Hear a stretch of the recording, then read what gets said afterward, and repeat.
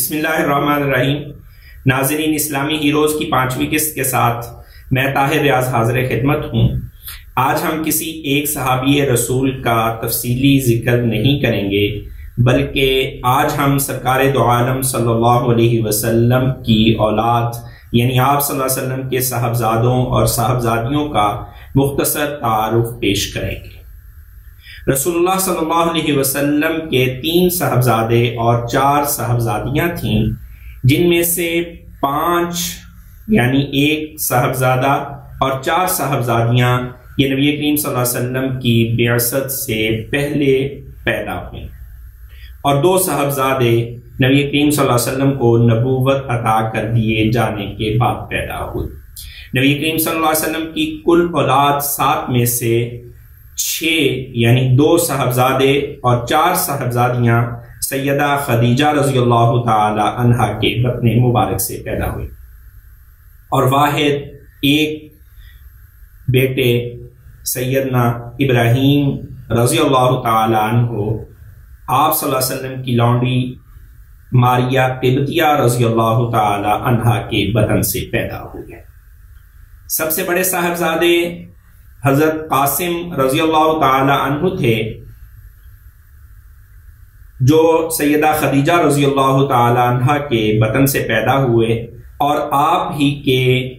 نسبت کی وجہ سے رسول اللہ صلی اللہ علیہ وسلم کی کنیت ابو القاسم ہے۔ ان کے بعد حضرت زینب رضی اللہ تعالی عنہ کی پیدائش ہوئی، اور اس کے بعد سیدہ رقیہ اور سیدہ ام کلثوم اور سیدہ فاطمہ رضی اللہ تعالی عنہا کی پیدائش ہوئی، اور 2 بیٹے سیدنا عبداللہ جن کے القاب طیب اور طاہر بھی بعض روایات میں ذکر ہیں، اور سیدنا ابراہیم رضی اللہ تعالیٰ عنہ، یہ دونوں بعثت کے بعد پیدا ہوئے، اور سیدنا عبداللہ حضرت خدیجہ رضی اللہ تعالیٰ عنہ ہی کے بطن سے، جبکہ سیدنا ابراہیم رضی اللہ تعالیٰ عنہ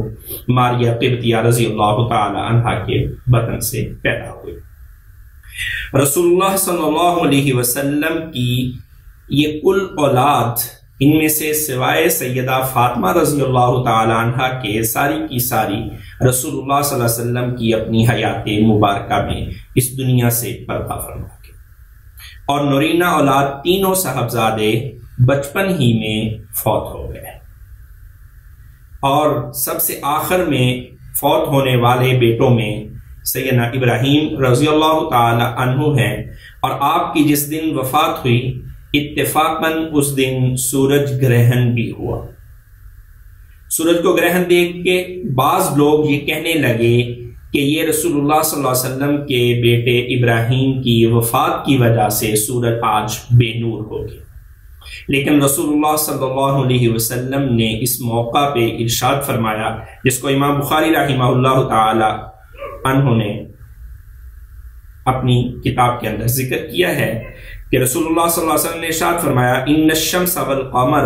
لا ينكسفان لموت احد من الناس ولكنهما آیاتان من آیات اللہ فاذا رأیتموهما فقوموا فصلوا، کہ یہ سورج اور چاند کسی بھی شخص کی موت کی وجہ سے ان پہ گرہن نہیں لگتا، یہ بے نور نہیں ہوتے، بلکہ فرمایا یہ دونوں اللہ کی نشانیوں میں سے نشانیاں ہیں، پس جب ایسا ہو جائے تم ان کو گرہن زدہ دیکھو تو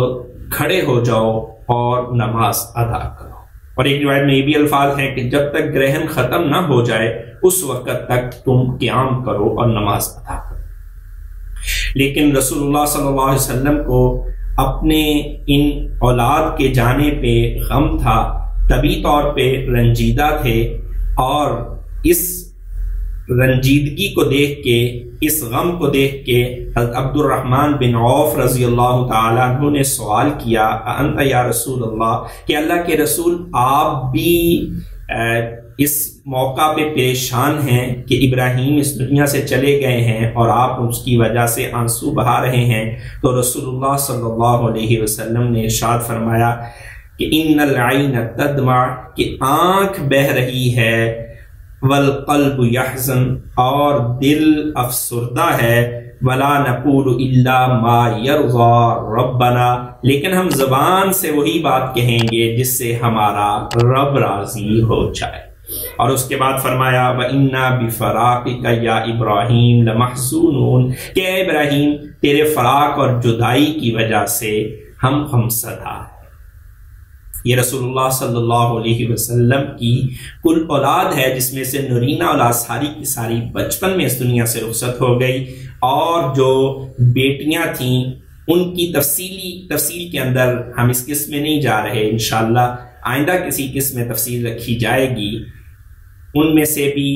تینوں سیدہ زینب، سیدہ رقیہ اور سیدہ ام کلثوم رضی اللہ تعالی عنہن رسول اللہ صلی اللہ علیہ وسلم کی حیات مبارکہ میں اس دنیا سے رخصت ہو گئیں، اور واحد سیدہ فاطمہ رضی اللہ تعالی عنہا حیات رہیں۔ اور رسول اللہ صلی اللہ علیہ وسلم نے